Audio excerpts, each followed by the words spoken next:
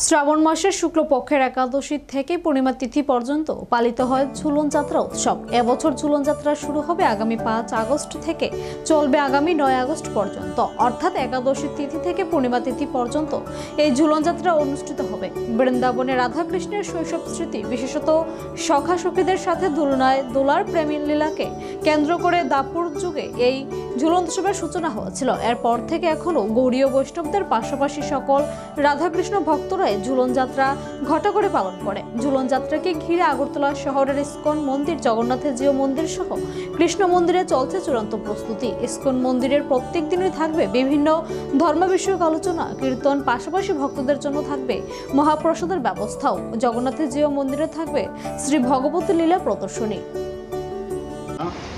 আমরা ইস্কন আগরতলার পক্ষ থেকে আগামীকাল অর্থাৎ পবিত্র উৎপন্না একাদশী থেকে ঝুলন যাত্রা উৎসব শুরু হবে। আগামী বলরাম পূর্ণিমা অবধি চলবে ঝুলন যাত্রা। ঝুলন যাত্রা হলো এমন একটি সেবা, মন্দিরে সাধারণত ভগবানের সেবা পূজারি করে থাকেন, কিন্তু ঝুলন যাত্রার সময় সুযোগ পাওয়া যায় সাধারণ লোকও ভগবানের ঝুলনায় দুলে ভগবানের সেবা করে।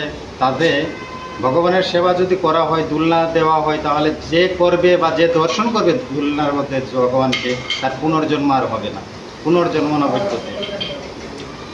সাধারণত শ্রাবণ মাসের এই শুক্ল একাদশী থেকে শুরু হয় এই ঝুলন পূর্ণিমা অবধি। আর এটা বৃন্দাবনে সাধারণত বর্ষাকালে এই ফুল ফল এবং লতা পাতা সব সুন্দরভাবে সজ্জিত হয়ে থাকে বনের মাধ্যমে। বৃন্দাবনে এটা সখীরা রাধাকৃষ্ণকে দুলিয়ে এই আনন্দ বিধান করতেন, তার থেকে এই ঝুলন যাত্রার সূচনা হয়েছে। আর এখন সমস্ত বৈষ্ণব ভক্তরাই ঝুলন যাত্রা উৎসব পালন করে থাকেন।